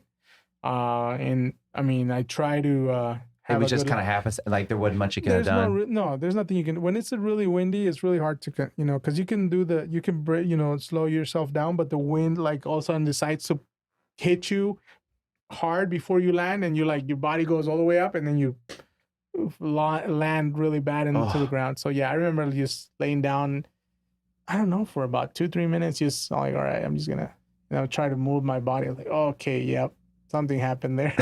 Yeah. So but I was young, I was like, all right, I'll tough it out, and moved on. I mean, being airborne, you run everywhere. We ran like at least 3 times out of the week. We ran 5 miles up. There's a church in Italy called Barrico. Mm-hmm. We would run up. It was a 5 mile. It's 2.5 up and 2.5 down, and it's a beautiful sight. You're running in the beautiful Italy, so there's no problem about that. But a lot of times, it was culture, military. You probably hear it a lot. You show up to formation drunk, and the best way to sober up is you go on a 5 mile run. So yeah, it's you're running, and you're steaming. Literally, the people in the platoon you're running with, they're steaming up, and you can smell their beer and their steam. Yeah, you're like, oh, okay, don't think about it, just run. But that's part of the culture, military culture. Everybody would tell you, oh man, remember when we had to wake up, like not even wake up, go straight from the bar straight to formation, drunk. You show up drunk, and then go on a 5 mile run. That's it. I don't know if it's the regular infantry way, but it's the airborne way. It was part of our. I mean, it sounds pretty familiar. You know what I mean? Like, I feel like a lot of the people that I know that were in the military had very similar type experiences. Does that make sense? Yeah. Oh, yeah. Really quickly, you don't have to answer this, and you just can give me a one-word answer or a little snippet. Okay. How do you feel about cannabis for the military? Oh, yeah. I mean, if they need it. Like to help them for pain and stuff like that, right? For sure, yeah. Yeah. Because I would think you could cut back some of that drinking a little bit. Mm-hmm. You know what I mean? If it was, Anyways, it was a thought while you were saying that. Just like, how much does that suck that like these guys are dealing with PTSD, pain, Oh, no. I have buddies. stress, and stuff like that because of that. So they drink to take care of that, to release. You know what I mean? Yeah, I think personally, I would rather them use cannabis. I'm on board. Yeah, I'd rather them use that than alcohol because I think alcohol can lead you to do other things, than. Then I mean, but you're in Italy, so you can't. How bad can it be? With the pain, especially back pain or whatever pain you have. Yeah, it helps you with it. Yeah. So I think there's nothing wrong with that. Or you could just say, well, I'm not interested in cannabis, but I'm good with tequila. You want to do a tequila shot? Yes. Let's do it. Because it's been sitting back here. Oh my goodness. So yeah, it's probably a little bit. It's still good. Yeah. Still good. It's always good, isn't it? It's still it's chilly. It's like wine. It's aged. Is that what that is? Is that how you justify that to yourself? Hey, if I don't say it, I will probably say it again. But thank you for doing this. I appreciate it. Yeah, man. Of course. Thank you for having me here. No. But what was your cheers? Okay. So it's in Spanish. Yes. Just you go through it real quick. All right. You describe it like you described it to me. I mean, all the Latinos, the Mexicans, they know what I'm talking about. It's I'm gonna say it in English first. Up, down, center, enter. It's para arriba, para abajo, para el centro, y para adentro. Oh. Ooh. Ooh. Oh. Yeah, that's about right. Very tasteful. Yeah. It's got a good taste to it. You know what I mean? Love it. So how I usually eat, did you try that yet? No. Yeah, try it. It's probably a little warmer now. Okay. I like it. No, it's still cold. Yeah, Mine's but like still cold. it's good tasting water, right? Weirdly, yes. I assumed it was beer, man. Yeah. But it's water. I mean, if I had a nickel for everybody that's like, it's water. And I'm like, yeah, it's water. Like so many people, I've had a couple of people think I was lying to them. I'm like, I'm not lying. No, I when you said water, I was like, nah, it's not water. And then I read it says mountain water. I'm like, oh no, he's right. It's water. Hey, trust me. Anyways. Is it that water that like from Waterboy? It gives you. Like, no, but I saw recently that some guy got a liquid death tattoo, and it had outline of Adam Sandler, and it said, what did it say? It said something, and then something about water. High quality H2O. That's what it said. I just laughed. I thought it was a really good tattoo. Oh, I love that movie. Yeah. Hey, so we're going to do 2 quick things. Yeah. Just off the top. So one, tell me the story of that tattoo right there. Oh, absolutely. I couldn't talk to you about this. I'm gonna say 5 years ago. I probably Oh man, couldn't. what did I just step in? So like, No, now I can. yeah. Okay, so But 5 years ago, I couldn't. So tell me real quick. Oh, sorry, I didn't mean to hit your foot. So I had a group of friends in Italy. That when we went to Iraq, we came back home. Mm-hmm. Italy was my home. That was where I was stationed at. Mm-hmm. The 173rd Airborne. Shout out to all my 173rd Airborne. Love you all, my brothers and sisters. But I had my group of friends, and my best friend, his name was Alex Rubalcaba. Mm-hmm. After Iraq, we both went to Vegas, and we got something that would a tattoo that would for our bond, our brotherhood. Mm-hmm. He was Mexican American, so am I, and I thought, all right, let's get a tattoo, and he said, well, what should we get? And I was like, well, I mean, we're both Mexican American, but and I thought he immediately said something like Speedy Gonzalez. I'm like, yes, but that's. I don't hate it, but yeah. And he's like, well, how about a Mexican hat? I remember being very drunk. You're in Vegas, you said, right? Yeah, we're in Vegas. Okay. I remember it was just him and me in Vegas, and there was like two like much older ladies than us. We were like walking in the strip. They had like a light. They didn't have a ring, but you could tell they used to have a ring. Yeah, I mean they were freshly single, but they were like cougars. We were young. We were like 21. Yeah, 2021. We're in Vegas, and they were like, I'm gonna say they were like late 30s. Yeah. Looking for young bucks, and you're airborne paratrooper. Yeah. We were lean and mean and everything. Yeah. And I just remember that high because my Alex was like, if we can get that, we can get, but because they were in great shape, I remember.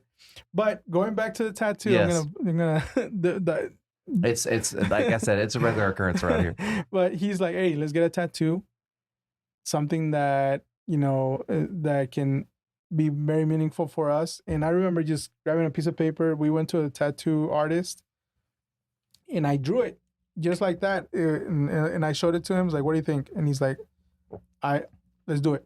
So we both got the tattoo of a hat, and it was our brotherhood. Do you have any other tattoos? That's it. That's all I have. Oh, man. I've been wanting to get more tattoos. And I'm gonna no. Look at you. Well, okay. So I'm gonna encourage you not to, and I have a defense why. Wait, how? No. Good luck with that, because look at you, man. So let me plead my case. Okay. And then we'll go through. I don't know. If you didn't have any tattoos, then I would listen. But it's gonna be hard. So because I have tattoos, convinced. You won't listen? I mean, that seems. It's gonna be hard for me to get persuaded. All right. Okay. All right. I'm just saying. I'll give it a try. Okay. Go for it. So, whenever I was getting ready to get married, okay, I decided I was going to tattoo my ring finger. Okay. Right. So I went to my guy, and I said, "Hey, I want to get this tattoo, but also while I'm here, I want to tattoo my ring finger." And he goes, "Don't do it." And I said, "Why?" And he said, "Because you're so heavily tattooed, it doesn't have the same meaning as it would to somebody if that was their only tattoo, or if that was, one of two tattoos. It does, and there's a level of when you're as heavily tattooed as me, it becomes a little numb in the sense of like, I mean, at this point I could tattoo anything on my body. It really doesn't matter. You know what I mean? So when you have one, it's very unique and it's very special, and especially the story that you told about it. And then every time you get tattooed after that, it takes a little bit away until it becomes, it's not as important, right? Mm-hmm. So I would encourage you to just have that one. You can get another one, I guess. You know what I mean? But like the story, the fact that you just have that one is really great. I think that's just an amazing story. Man, you got me like, okay, I'm not getting any tattoos. That's That's why you do this, man. That's why you do this. Well, that's why convince people not to get tattoos. Like that. No, it's, and I think I need the next person that has that wants to get tattoos. Their parents are just sitting up here. I think maybe you spoke as my subconscious. I think that's why I haven't gotten another tattoo. Well, I think because I always told myself, even I spoke with Alex about it, that I would get another tattoo, like down the road, I'm going to get another tattoo. You know what I would approve of? I would approve, so his name is Alex what? Rubalcaba. Okay, will he watch this? He took his own life. Oh my gosh. Yeah. So we went to Iraq together. Okay, really quickly though. Yeah, go ahead. Do you I said, I couldn't talk about this 5 years ago. Oh, okay. Yeah. 5 years ago, yes. I couldn't talk. I can talk about it now. So really quickly, do you have anything that he has drawn or wrote or signed or anything? Do you have anything from him? Yeah. I at home. Yeah. Take that. Get that tattooed. I approve of that tattoo.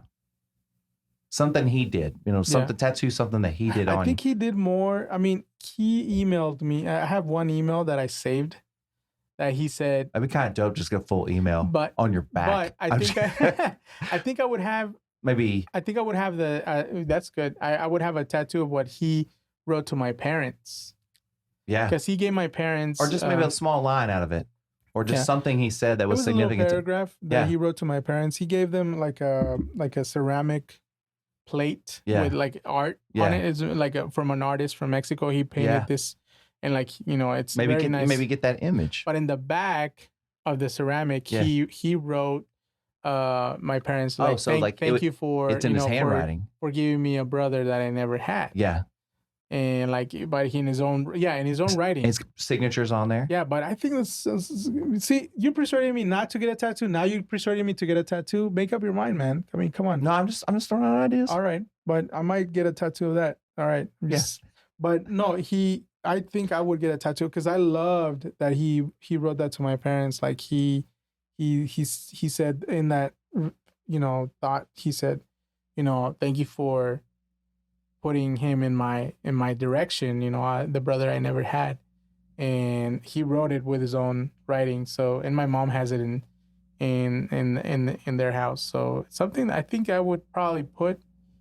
Any suggestions where I should put it? Since you already got me persuaded? I mean, you've already gone below the sleeve. So, and and I think it. I mean, I don't know. Yeah. Well, no. What I'm saying is that like, yeah. So, they call like your hands, if you get your hands, like they call like job killers, job stoppers, because once you get your hands tattooed, it's like, it's over, you know what I mean? Like it's hard to get a job. So, but you've already gone past the half sleeve with the tattoo. So it really doesn't matter. And nowadays it really doesn't matter as much. Yeah. So, maybe suggestion, tattooed over like your heart. I'm just saying, like, Okay. I put weird thought. I mean, I have a lot of tattoos, so I put weird thoughts in the stuff.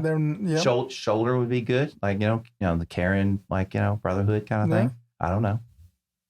No, I like it. I like it. Man. We can totally work this out later. I'm absorbing what you're saying, man. Cheers, man. Cheers. So, but you said that. So y'all get these tattoos, and then so he took his life 5 years ago. So no, 2012. 2012. So about 10 years ago. What's crazy is he lived in San Diego, and so did my wife. Mm-hmm. And I would go visit at that time she was my girlfriend. Mm-hmm. I would go visit her, and at the same time I was like, I would shoot him a text. Hey, I'm in San Diego. Let's get together. And we were in a bonfire. Bonfire, am I saying it right? Bonfire at the beach. Okay, yeah. My English is still my third language, so bear with me, man. You can correct me, say, hey, man. I didn't I don't know if you've ever been to a beach in Texas, but it's not like a beach in San Diego. You know what I mean? But there was no bonfires on the beaches in Texas. Oh, okay, so it's a bunch of mud. We went to one over there, and I never saw red flags from him. Like, he was very good at hiding it. Yeah, he was very good at hiding it. He was practicing this thing called Reiki. Mm-hmm. They meditate and everything. Absolutely. And that was something for me very like odd because he was that kind of guy that was like outgoing, party animal. And then when we got out, he went into Reiki. I was like, what's going on? And I was like, hey man, anything that can help you, better your life, go for it. Absolutely. And that night, this happened like 2 weeks before he took his own life. That was the last time I saw him too. So I with a bunch of friends, deaf friends. He loved my wife. He was very like, dude, I'm so happy that you found. Did he know sign language? No, he didn't. So I would always translate for him and everything. But he's like, oh, I'm so happy that you found a nice girl. I like her. So I hope things work out between you two. And so we're at the beach, and he's like, just telling me like how much he loves me. He's like, hey man, I just want to tell you, like, no matter where I am. Did you see that? Did you see it as a red flag at the time? No, I didn't, because he was always very like, hey, I love you, brother. Like that, I'm always gonna be here for you. You know that. I love you, and I'm the first, because he's never had a male kiss him in the cheek. Okay. Not in the cheek. No, but like, is that something you picked up from like your heritage, or like being in Italy? I didn't know if that was like both. Okay, both. Yeah. So he was because of the similarities between like Spanish and Italian. Italy is three. 1, 2. I thought it was 2. Exhausting. According to Hollywood, it's 2, but no, they're wrong. It's 3. 1, 2, 3. Yeah, Italy. So, but in Mexico, it's if you have a cousin, if you have a brother, you give him a kiss in the cheek. Was he uncomfortable about you doing that? No. Okay. No, because you were that in, like it was new to him, but he knew that for him, he knew it was like a brotherhood. It's hey, you're my brother. It's this is what I do, and so I always like, I love you, man, and I would kiss him. Right. We'd be out hanging out with the ladies and stuff in Italy, and in the middle of the whole fun, I would grab him and kiss him like, I love you, man, I love you, and he'd be like, I love you too, brother. So he knew it was a natural, like Mexican cultural thing. But that, so it was, for me, it was normal for him to say like, hey man, I just want to say that no matter where I'm in the world, I'm always gonna, you're always gonna be in my heart. And I'm like, yeah, man. Yeah, of course. Yeah. Likewise, but it was no red flag for me. Yeah. But, I went back home because I was still living in Central California. I was in kind of like, I was still trying things out with my now wife. Yeah.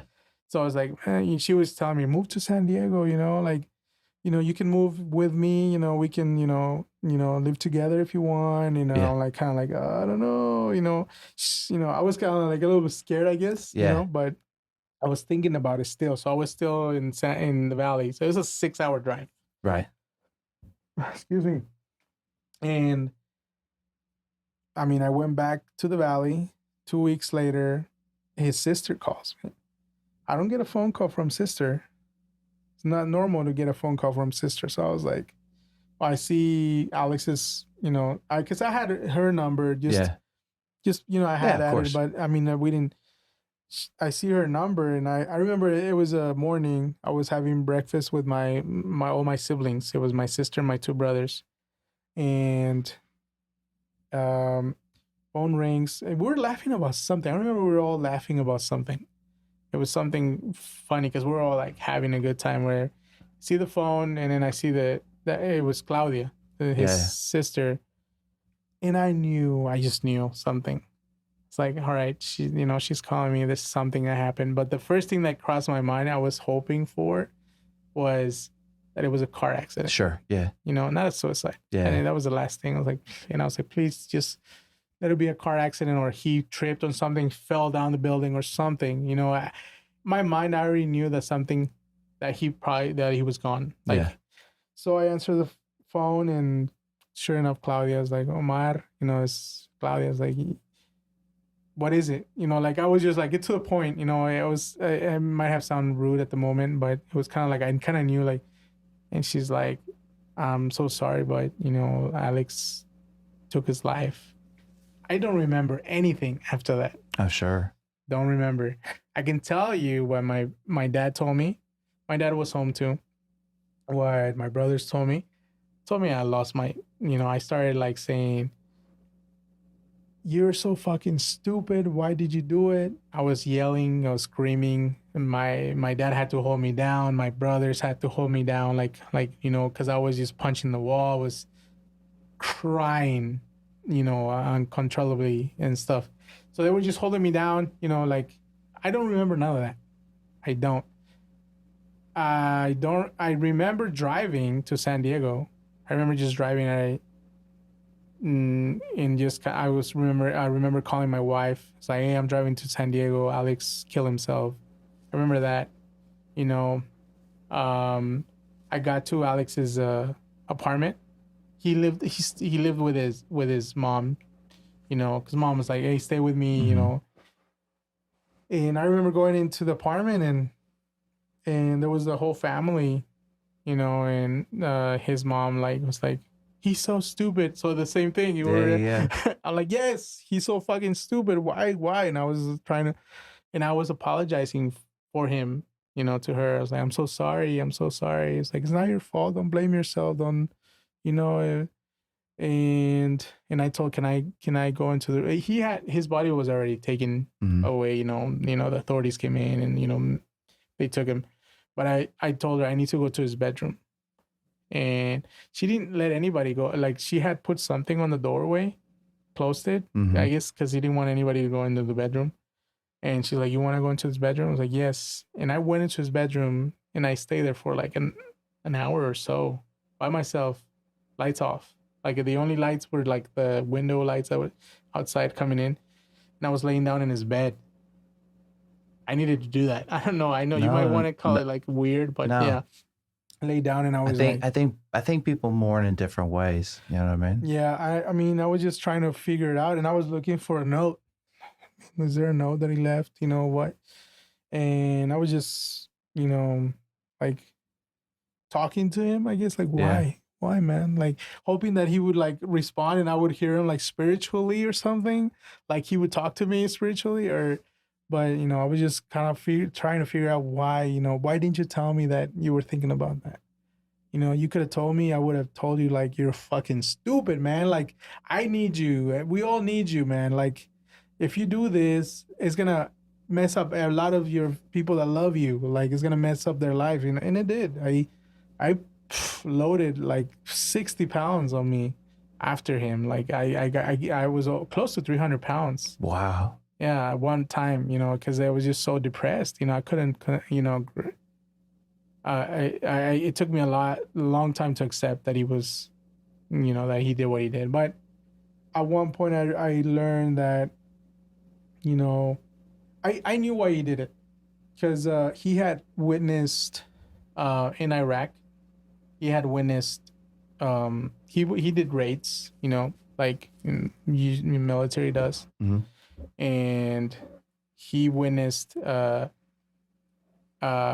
teenager getting shot at in a house, because they were, you know, raiding houses and they were catching the bad guys, but also they were raiding houses that were just normal people. Mm-hmm. You know, like a normal son, you know, you're gonna defend your family. Right. You hear some commotion, you're gonna grab a weapon and you're gonna defend your family. And unfortunately, he witnessed this kid getting shot at. And, you know, he couldn't outlive that.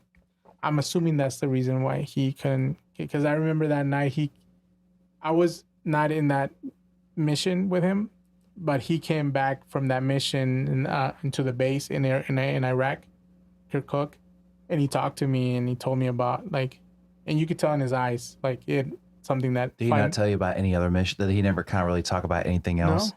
That was like the one he kind of talked to you about. Yeah, that's that one that affected him. So, and I could tell, like, this one, it changed him.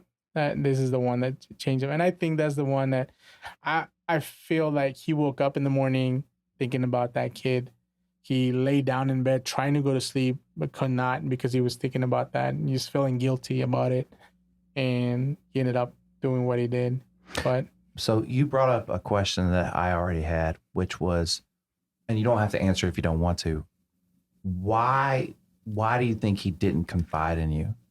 Like, y'all were so incredibly close. Why do you think he chose not to confide that stuff in you? As, like, I mean, because think about it, like, I mean, he's looking at you like y'all are brothers. Yeah. And so why do you think he chose not to? Was he like a big brother to you? Yeah. Like, oh yeah. So he felt. Yeah, so he was the older brother. Yeah, for so sure. In that scenario, he can't be weak, right? I think he just, knowing him, I think he just didn't want to burden anybody. It's like everybody, I think in his mind, it's like everybody has their own problems. He knew that I wasn't, also dealing with my own battles, Right. PTSD and all that stuff. You know, coming home, it's another war, you know, like people, you know, left and right. Like, hey, man, how many people did you kill? Yeah. It's like, don't ask that. Don't ask that question. You know, you don't ask Hey, that question. PSA, don't ask a military guy how many guys they killed. Yeah, exactly. The only times that a person will tell you is because you're telling you that person trusts you and you wants to talk to you, but you'd let that person, like my brothers, both of them, they never asked me, you know. And at one point I was drunk, and I sat, you know, I was talking to them, and I told them, hey man, you know, this is what one time this happened in the military, and you know, it's something that I opened up to them about. But they never asked me like, hey, did you ever, you know, they knew like I would talk to them about it at one point. Yeah. And that's the way it should be. Yeah. You know? But that's one of the many things that you have to deal with, you know, coming back home from the military. You know, a lot of people, oh man, you got brainwashed, you know, things like that. You have to deal with like, how do you, in the beginning, I was like almost getting into fights about it. But now it's like, you see people like that, and I'm like, that's well, you understand who those people are now. Mm-hmm. Right? Like that's not necessarily what you expected to come home to. Exactly. And then when you realize kind of how people are, then you go, oh, that's what people are. Like that doesn't have anything to do with me and what I did. Right? Is that fair? Yeah. Yeah. No, because my intentions to join the military were, I don't want them to bring war to our country. Right. Like they already took down 2 buildings. They got into the Pentagon. They killed people in the Pentagon. You know, in my mind I was like, I don't want them to be shooting in the streets. You know, where I have to worry about them shooting my little brothers. You know, I don't want to witness my brothers getting tortured, and you know, and I have to watch. You know, things like that. The wild part about that. So I decided. You join the military and then you go and you see that. That's what you went to. I go over there and let's bring war to them. Let's go to their house and let's. But you saw like those kids having to defend their family. Like what you were protecting your brothers from is what you saw. Yeah. You know what I mean? That's crazy. Like it's kind of ironic in almost in a way. Yeah. Yeah. So how I like to wrap this whole thing up, right? Is I like to talk about like how people what they do to kind of moderate their life to create balance. You've kind of already talked about a bunch of stuff, and I would go out on a limb and say probably art is a real big release for you to release stress, work through your PTSD, the things that you said you kind of deal with. So I just want you to speak really quickly to like, what do you do in your everyday life do you still suffer from PTSD? PTSD is not temporary. So it's always going on. Okay. It's forever. So you're always managing it, right? Yeah. So So what do you do? Being here was tough. Like when Scotty, when you invited me and you said, hey man, I need you to be in my podcast. I need you to. My heart was already like. I was already like. But why? Because I mean, let me tell you one thing that just happened recently. It was so disappointing. It was so. There's in my job, law enforcement. Yes. There's a team called CTAC. It's Correctional Tactical Team. Yeah. In corrections, and they're like. They kind of go in when y'all can't do y'all's job. They come in, right? They come in when shit hits the fan. Right. So. And by the way, you're a corrections officer. I'm a senior corrections officer. Okay, so that people know. Yeah. That's what I do now. Yeah. Besides my apparel business, I've got kids to take care of, man. I gotta have 2 jobs, not just one. So I'm a correction officer, senior, and so there was an opening for CTAC, and I applied, and there's a physical test, like you do push-ups, sit-ups, and then you run. I nailed it, did it good.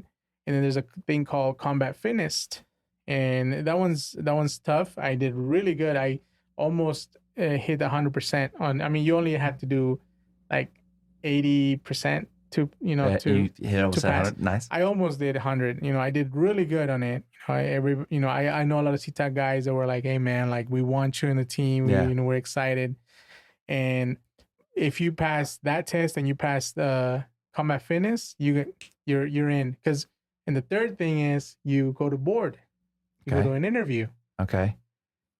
Interview. Something kind of like this. Yeah. You sit down and there's 5 outranking officers that interview you. Right. They ask you questions. You know, if you were in a situation like this, what would you do? Go. You tell us about yourself. Well, that morning, you know, it was during the morning, the interview. My anxiety kicked in like crazy, and that's, you know, PTSD does that. My heart was beating like a rabbit's heartbeat. It was just going so fast. I remember being asked questions and I was answering short answers. They want you to be descriptive. Yeah. They want you to be like, I would do this.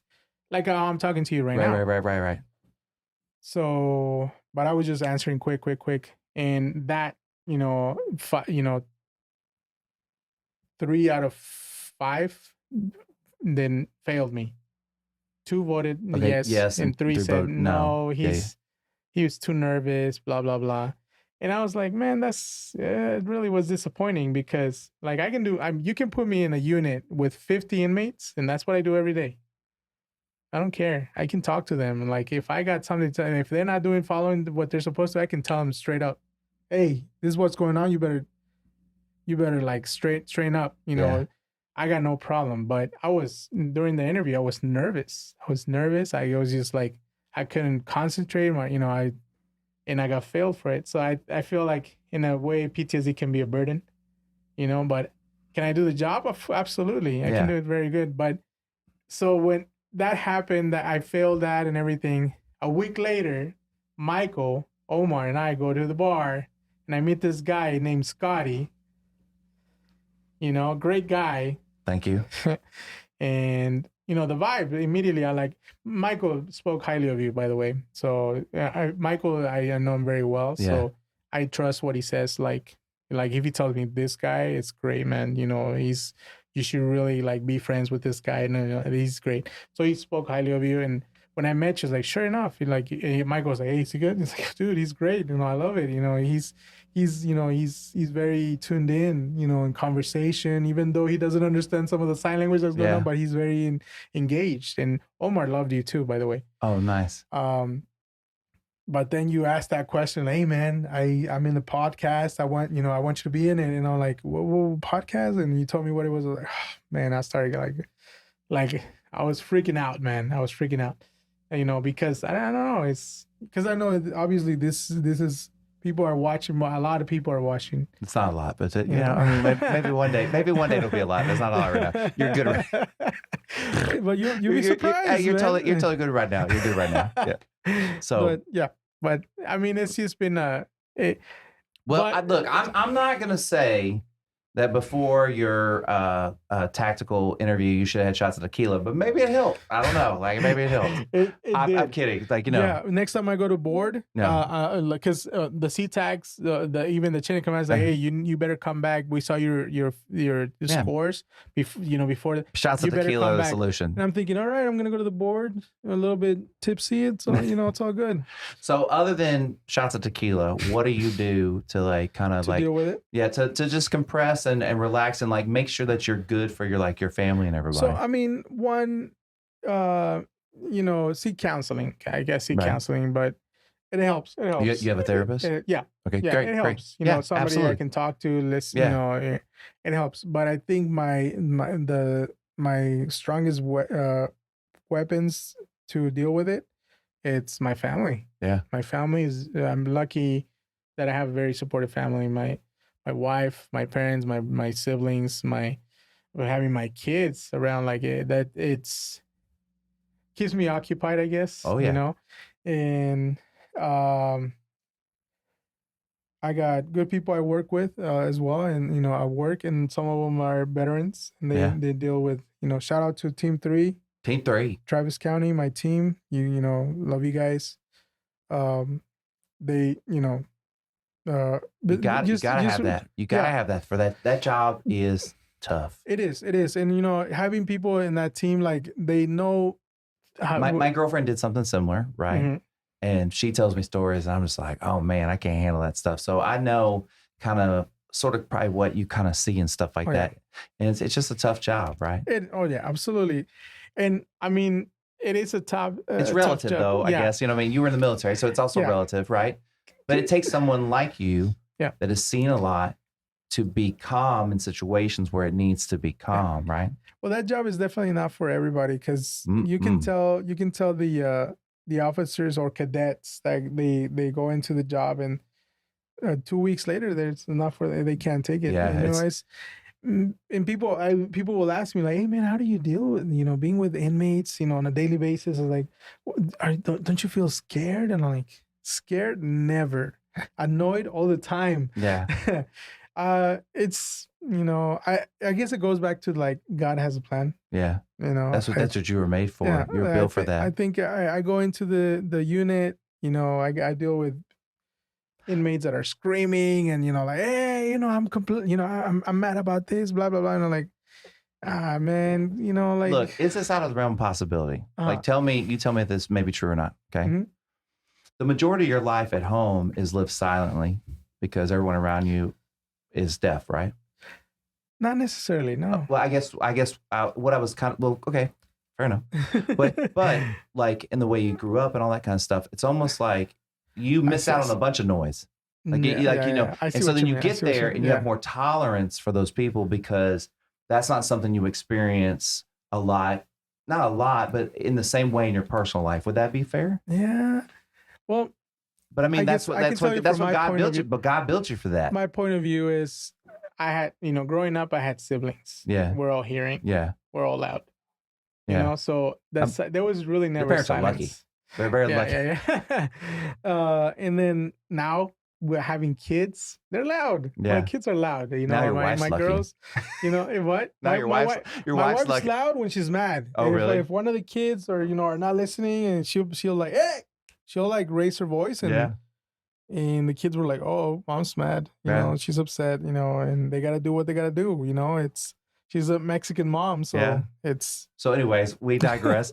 So what do you do? What do you do to like kind of just like make sure that you're good for everybody? So what I do, I mean, I'm some people will say I'm not because I don't go to church, right?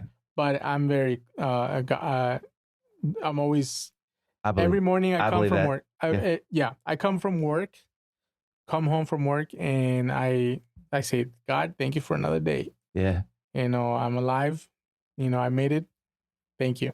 And I see my kids and I want them to, I remind myself that I cannot illustrate any aggressiveness to them. Yeah, you got to keep them separate from what your job is. Exactly. So exactly. Because sometimes you carry that stuff. You carry it home and you have to be able to like diffuse that and like leave it. Yeah. And same like the other way around. When I go to work, I need to leave home.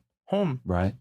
So it's in the beginning, I'm not gonna lie, it was hard. In the first year in being corrections, it was a little hard because I was going job to job, but they were easy jobs. Mm-hmm. And then I went to law enforcement and I had to deal with inmates, and I felt I was coming home upset, and my wife's like, hey, she would check me. She would say, hey, you need a little break. She's your teammate, right? Yeah. But you are, and she's like, she would talk to me like, you need to, either this job is not for you, or you need to be able to learn to leave what. And like again, she's like my counselor as well. Like she's telling me like, hey, this is what's going on. It's a problem. Don't the kids don't need to absorb that. And we had talked about before how direct sign language is. Yeah. Like it's a very direct language. There's no kind of BSing around. Like people that sign or that are deaf, I mean, they tell you exactly what they want to tell you. Right? Blunt. Right. So deaf people. So she's coming at you from blunt. That was probably, I would assume, refreshing and good. And like, you needed that coming home from that job, correct? Yeah. Well, especially her, like, she's very blunt, but she's also very, very supportive of my situation being in the military. She's never judged me. She's never said anything that might be offensive, for example, not believe you. You've been you've been brainwashed Right. in the military. Not none of that. She's like always very like, wow, she's puts me like in a pedestal, like military. Wow, you did so much for your country, for this country. And she's so grateful for that. Yeah. So one time during I was sleeping, dreaming. Yeah. And I woke up and I like swung and I hit her so hard. I was having a bad dream. Yeah. And like it hurt. I mean, she teared up because it hurt very much. Yeah. And I got emotional. Like, I'm so sorry, babe. And she's like, no. And she hugged me with tears. She hugged me. It's like, no, it's okay. She felt bad for me. Oh, that's awesome. We're like, no, like it is the other way. I was But that's telling what her, you needed, right? Yeah, but yeah, like I realized, she was like on the same page that I was. Yeah. Like she was not judgmental. She didn't think like she was oh your my God, support when you you're needed crazy. support. You need to go. No, she was your support when you needed support. And she hugged me and then I absolutely felt emotional about that. Like she saw that I teared up as well, and she's like, like you've gone through a lot. Like that hurt, right? But she understood that was and she knows it's part of my life. Right. It's gotten better, and like it's weird. Ever since I joined the law enforcement, it's gone down so much. I don't know. I don't know if there's like because maybe it's my mind is like too focused on that. It's something probably on some level, right? Yeah. And so it makes you feel a little more comfortable and like okay in a pattern. But you're also older, so you know how to handle that and then go home and be with your family and like that kind of stuff. I don't know, maybe. I think it's created a balance. And if you talk about balance, like if we talk about the type of people that can handle a situation like that, you've obviously demonstrated that. So, right. So the kind of people that should have your job are the kind of people that can balance that kind of life. Yeah. And you were put there because you can. I mean, I think that's very serendipitous. You know what I mean? I agree. Yeah. I agree. So you do art to relax? Family, like stuff like that? Like that's how you kind of... To relax. I mean, I do art. Unfortunately, lately, I've been doing art as a business. The last time I did art to relax was the image of the Virgin Mary. Okay. Yeah. That was probably the last piece, but I'm not openly challenging you to do another piece of art in your house right now. I'm not doing that. Thank you. But no, lately I just been doing art as a business, like with my T-shirts and stuff. I have customers that they buy more often, and they'll ask, hey, can you do something related to the air assault instead of the airborne, and so I started designing something different. But still, I mean, it's probably some level of a release for you, right? Yeah, for sure. But I don't draw. Like I mostly, when I do that, I do more like Photoshop or Corel. Yeah. But when I draw, like when I grab a pencil, that's when it's like a meditational, I guess you would say. And then you said you have a therapist, right? Yeah. And then anything else that you do? What else do you do to kind of just relax? And what else do I mean, as soon as when I'm off, my days off, on my days off, like I'm already asking my wife, hey, what are we doing? This and that.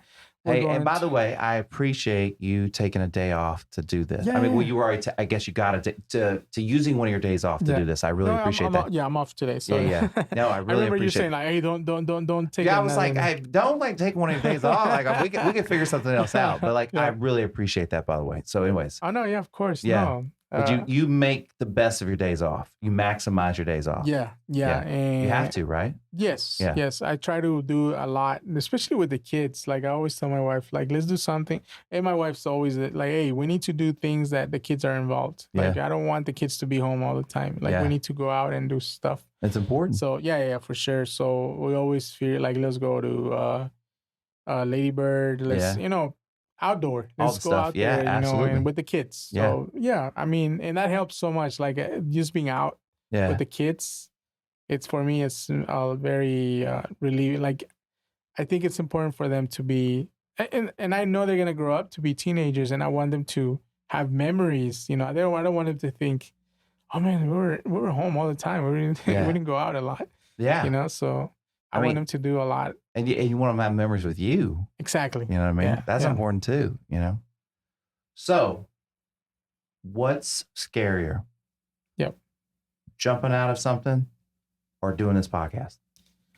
Now, jumping out. Yeah. Well, Yeah. I mean, Before we started, No way. This right Oh, here, get out I was of like, here. That's I was bullshit. like, put me in a plane. Let's go. Bullshit. Did you have a good time? Oh man, yes. Did the time fly by?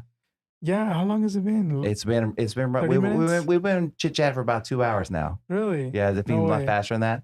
It feels like 30 minutes. Yeah, it goes really fast. Oh my goodness. Yeah. So, Thank you, Tequila. Thank you. Oh yeah. I mean, we might not be done. That's not on camera or anything, but we might be taking one more shot before it gets. Absolutely, Yeah, for so, sure. We better. Whenever I get out of here, I make everybody give me a hug. So you got to like push that mic forward. Yeah, and man. Just stand up, give me a big fat hug. Of course, man. Thank you. Thank you for doing that. No, thanks for the invite. I really appreciate it so much. Yeah. Now, at the beginning of this episode, I mentioned the confusion between the Lion King and the Tiger King. And I removed it, because it was kind of distracting. But in the hopes of being authentic and transparent, I added it here at the end. So, enjoy. I think, this is what I think. I think instead of you telling them about your stuff, let me just get the shirt that you were on. Hang on one second. You gotta see this shit. Yes. There you go. Yeah. Sorry, camera. So, I didn't unfold it at first. I'll show it so the camera can see it. But it's a Lion King lion, and that's not the Lion King that your children watch. It's like Lion King lion, and it has all the piercings and the eyebrow piercing. And it has the mullet in the back. It's amazing. Tiger King. Tiger King. Yeah. I'm saying Lion King. You see the Lion King lion. I mean, he had. Oh man, he definitely had. Do you have lions there? Oh, that's that other dude. No, I think that was the other guy. Dude. Yeah, no, it's. I think it's only tigers. So the Tiger King tiger. Yes. Tiger King tiger. Tiger King. You know what?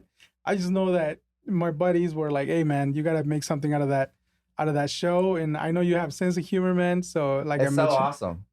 I feel like they have the same eyes. They have kind of the same. They do. You captured it definitely beautifully. The mullet.